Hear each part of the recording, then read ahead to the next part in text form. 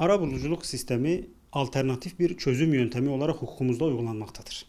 Arabuluculuk tarafların tarafsız bir üçüncü kişi gözetiminde bir araya gelerek sorunlarına, uyuşmazlıklarına çözüm aradıkları, çözüm buldukları bir yöntemdir. Arabuluculuk sistemin temelinde 3 ilke vardır. Birincisi iradelik, ikincisi eşitlik, üçüncüsü gizlilik.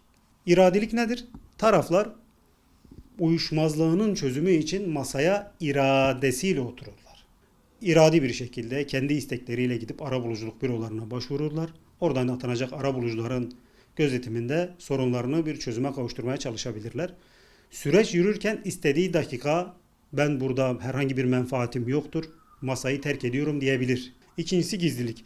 Gizlilikte tamamen orada konuşulan şeylerin gizli kalmasıdır. Orada konuşulan tüm çözüm önerileri gizli kalacaktır.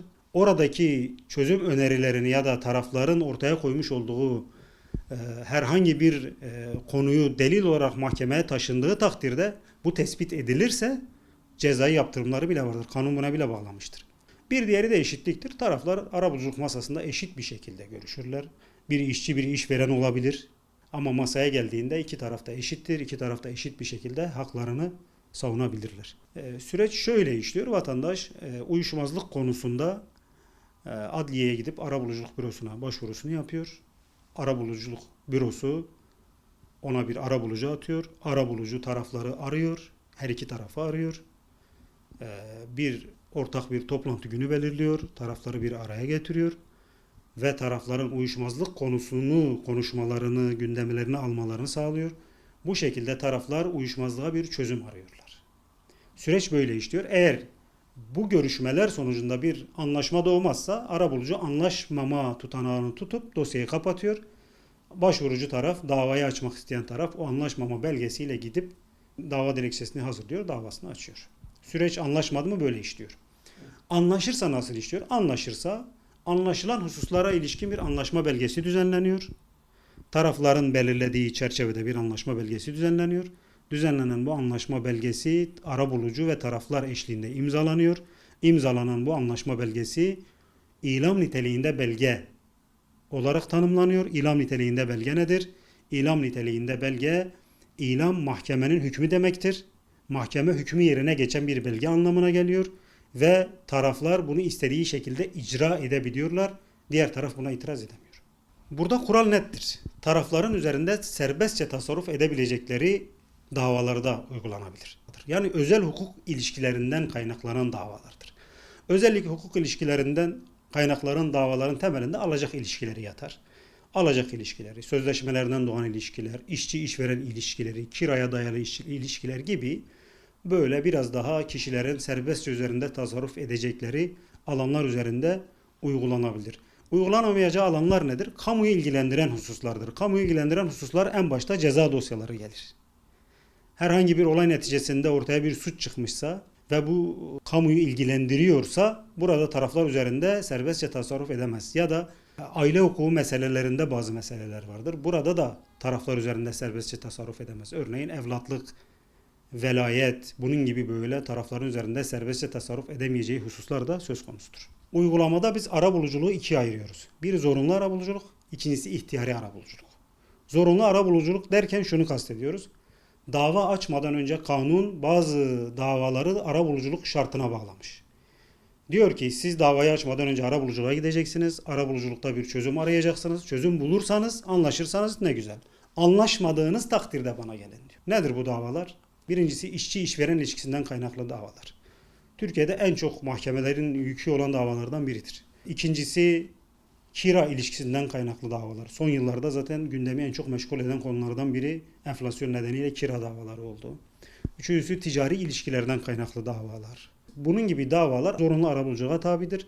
Dava açmadan önce arabuluculuğa gidilmesi gerekir. Arabuluculuk yapılmadan dava açıldığı takdirde mahkeme dava şartı eksikliği nedeniyle usulden reddediyor davayı. Bir diğer uygulanan yöntem de arabuluculukta ihtiyari arabuluculuk yöntemi var. Burada da taraflar kendi aralarında istediği bir arabulucuyu seçiyorlar. Onun yanına gidiyorlar. Bizim böyle bir uyuşmazlığımız var.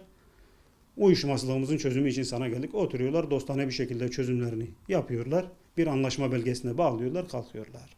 Bildiğiniz üzere ülkemizde yargılamalar, yerel mahkemeler bir yıla yakın istinaf ve temyizi derken yılları alabilen bir süreç var. Ama arabuluculuğun süreci kanun tarafından bir çerçeveye oturtulmuş. Bir kısmı 3 hafta artı 1 hafta, yani 4 hafta olabilecek şekilde maksimum. Ticari arabuluculuklarda ise 6 artı 2 hafta olacak şekilde bir süreç var. Bu süreç içerisinde arabuluculuk uyuşmazlığı sonuçlandırılması gerekiyor. Bu şekilde zamandan bir tasarruf elde edilmiş oluyor. Yıllar süren bir yargılama neticesinde elde edilecek sonuç aslında tarafların arabuluculuk çatısı altında bir araya gelerek çok kısa bir süre içerisinde çözüme kavuşturmasıdır. En önemli şey zamandır. İkincisi maliyet. Şimdi yargılamada bilindiği üzere bir harca tabidir Türkiye'de yargılamalar. Dolayısıyla yargılama masraflarından tasarruf ediliyor. Arabuluculukta yargılama masrafı diye bir şey yoktur. Tamamen bir noktada harçlara tabi değil, harçlar yönünden ücretsizdir. Sadece arabuluculukta anlaşma olursa %6 ve azalan şekilde bir arabulucu ücreti çıkıyor. Bu da tüm yargılamanın yanında çok cüzi kalıyor. Üçüncüsü toplumsal barış. Ben burayı çok önemsiyorum aslında arabuluculukta. Çünkü dava sürecinde taraflar birbirleriyle ticari ilişkisi olan kişilerdir genel itibariyle. Dava sürecinde bu taraflar süre sonra düşmanlaşabiliyorlar. Ticari ilişkileri tamamen bitebiliyor. Toplumda birbirlerinin itibarını zedeleyebiliyorlar. Her şey aleni bir şekilde yapılıyor. Ama arabuluculukta her şey gizli bir şekilde arka planda yapılıyor ve taraflar bir noktada barışla işini hallediyorlar. Arabuluculukta temel ilke kazan kazandır. Her iki taraf da kazanıyor aslında. Arabuluculuk sisteminin mahkemelere katkısını şöyle özetleyebiliriz. Arabuluculukta çözülen davalar mahkemelerin yükünü hafifletti süreç içerisinde. Nasıl hafifletti? Dava açmadan önce insanlar arabulucuya başvurdular, taraflar arabulucuya başvurdular. Arabuluculukta anlaşmayla neticelenen davalar yargının genel olarak yükünü hafifletti. Bununla ilgili istatistikleri de var. Yani 1 milyonun üzerinde arabuluculuğa başvuru var. 400 bin civarında anlaşmayla sonuçlanan arabuluculuklar var. Tüm yargı içerisinde bir oranlama yapıldığı takdirde %25'e tekabül ediyor. Tabi bu verilerimiz 2025 yılı için.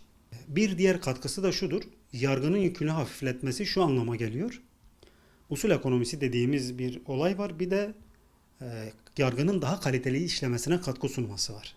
Mahkemelerin yükü ne kadar az olursa, dosyalar ne kadar az olursa hakimler o kadar daha fazla dosyalara çalışabilir, o kadar daha fazla dosyalara eğilebilir ve yargının yükü daha da hafifleyebilir. Yargının yükü hafifledikçe yargılamada kalite daha fazla artacak. Arabuluculuk bizim yargı sistemimize can simidi olarak getirilmiş bir sistemdir. Vatandaş hala bunun tam olarak ciddi manada farkında değildir.